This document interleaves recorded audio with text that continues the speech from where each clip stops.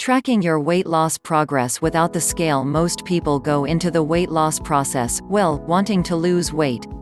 However, if you're just getting started, the scale may be the worst choice for tracking your progress. In fact, your weight may be the least important thing to keep track of. It may seem counterintuitive, but the scale is better at helping you maintain your weight than it is at helping you lose it.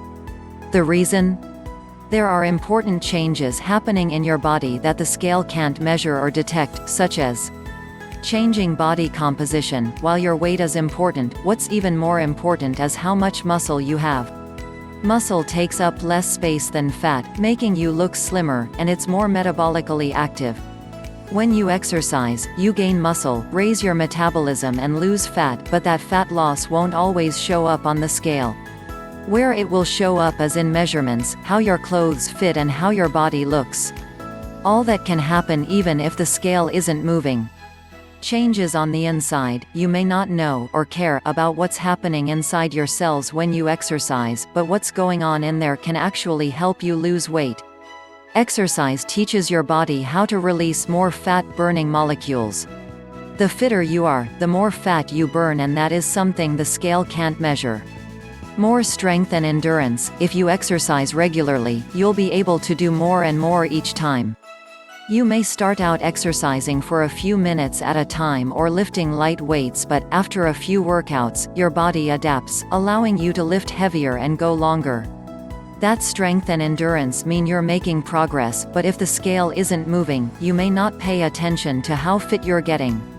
Your weight is just one aspect of your progress, and, in many cases, it's not even the most important one. It's unfortunate, but for most of us, the number on a scale is the determining factor in whether we've succeeded or failed. Using your weight as the only measure of your success is a lot like buying a house based solely on square footage. Sure, it's nice to have 3,000 square feet, but what if it's across from a skunk farm? Your weight loss is the same way. Having your weight at a certain number might be nice, but the scale can't tell you how fit you are or how much muscle you have. Your scale isn't going to cheer when you finish all your workouts for the week. Beyond the scale, if weighing yourself motivates you in a positive way, there's no reason to change what you're doing. However, if the scale makes you feel like a failure, it may be time to try something new, like giving up the weight loss obsession, ditching the scale, or measuring your body fat. 1. Losing weight makes weight loss harder. What most people don't realize is that losing weight can actually make weight loss even harder. The more you weigh, the more energy your body expends to move that weight around. As you lose weight, your body will naturally expend fewer calories, something we often don't account for in our calorie intake. That may not seem like much, but if you don't adjust your calories as you lose weight, you'll end up at a frustrating plateau. Beat the plateau. The only thing more frustrating than not losing weight is hitting a weight loss plateau after making steady progress. You're exercising, you're watching every single calorie, you're this close to your goal, and then things come to a grinding halt. Beating a plateau is often more about making small changes to tweak what you're doing than going overboard with your diet or workout program. Change your workouts, add more cardio. Adding an extra day of cardio, even if it's a short one, can be just that extra calorie burn you need to get over the hump. Lift heavier weights. Heavy weights help you build muscle, and muscle helps you burn fat. Try lifting enough weight that you can only complete 10 to 12 reps of each exercise. Change your strength workouts. If you've been doing the same workouts for more than 4 to 6 weeks, even small changes can make a difference. Try different ways to progress, like changing the type of resistance you're using, trying completely new exercises, or splitting your workouts so you can spend more time on each muscle group. Vary your intensity. You'll burn fat more efficiently if you work out at different intensities throughout the week. Try incorporating long, slow workouts alongside high-intensity interval training to hit all your energy systems in different ways. Hire a trainer. If you're confused about what to do, a trainer can revamp your routine and help you do more with your exercise time. Add more activity. If you've maxed out on your workout time or you just don't want to commit to more training, adding more activity is a simple way to burn extra calories without overdoing it with exercise. A daily 20-minute walk can help you burn up to 100 extra calories. Make adjustments throughout the process. You don't want to obsess over calories every time you lose a pound, but it pays to reassess where you are from time to time. When you lose 20 or more pounds, look at your diet and exercise program and find ways to reduce your calories to reflect your new weight. Tweak your calorie intake. Even small changes to your diet can add up and help you move past a plateau. Eating a little less than usual or adding more fiber to your diet are just 2 ways to reduce your calories without feeling like you're starving. 2. Weight loss calculators aren't always accurate. We tend to rely on a variety of numbers when we're trying to lose weight. We get calculations on body fat percentage (BMR), BMI, calories burned during exercise, and target heart rate, just to name a few. These numbers can be helpful, but there are some drawbacks.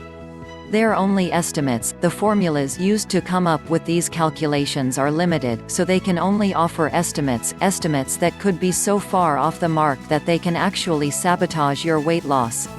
Some calculations we know aren't always accurate include BMI. The BMI formula uses weight and height to measure how healthy your weight is, but it doesn't take into account lean muscle mass, frame size or gender, all things which can skew the numbers in the wrong direction.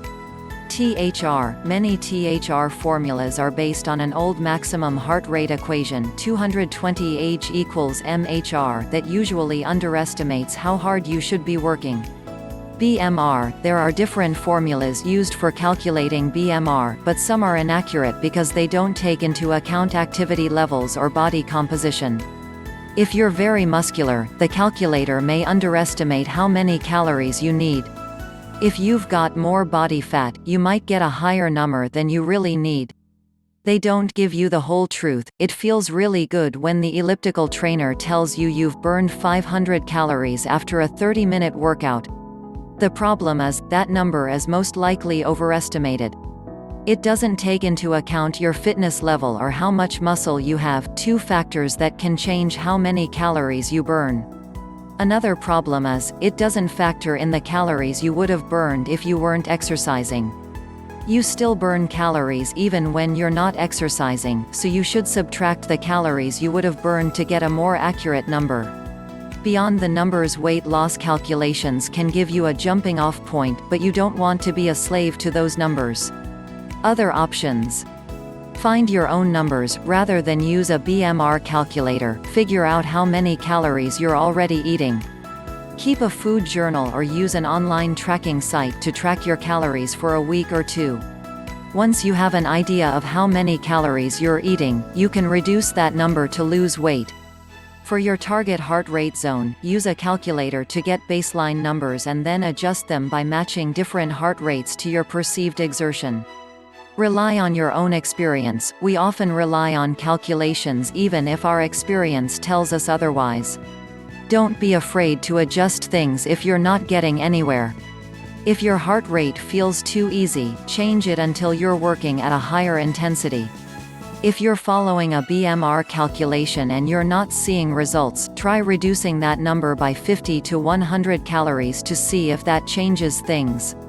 3. Weight loss doesn't have to be your primary goal. Most of us have spent a large part of our lives chasing a weight loss goal, to the point that fighting with the scale has become second nature.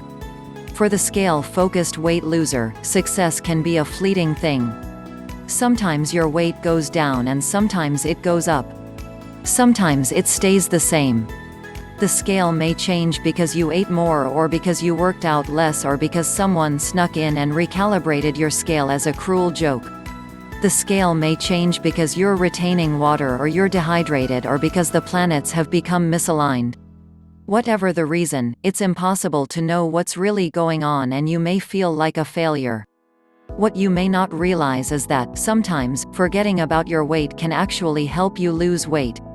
It may sound strange, but one study showed that people focused on health rather than weight ended up changing their behaviors in a way that led to better weight management. Beyond weight loss, what would it be like if you didn't worry about your weight anymore? What would you do for yourself if your goal was to, say, feel better every day or have more energy? Shifting your goal to something tangible, something you can see, feel and touch on a regular basis may be just what you need to get the results you're looking for. Some ideas. Your health. Do you need to manage stress a little better or get rid of chronic back pain? Maybe you want to feel more energetic or get more quality sleep every night. When you exercise to feel better, rather than look better, you're much more likely to stick with it, especially when you can actually feel the progress you're making. Your performance. Why not focus on what you want to accomplish rather than what your scale is telling you? Maybe you want to be able to walk up the stairs at work without collapsing, or maybe you'd like to work in the yard without throwing your back out.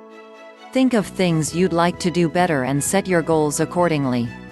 Your satisfaction. Don't you feel good about yourself when you finish a workout or eat the grilled chicken instead of the cheeseburger? Focus on how you feel when you make different choices throughout the day. Doing more of the things that make you feel good makes it easier to keep doing them day after day.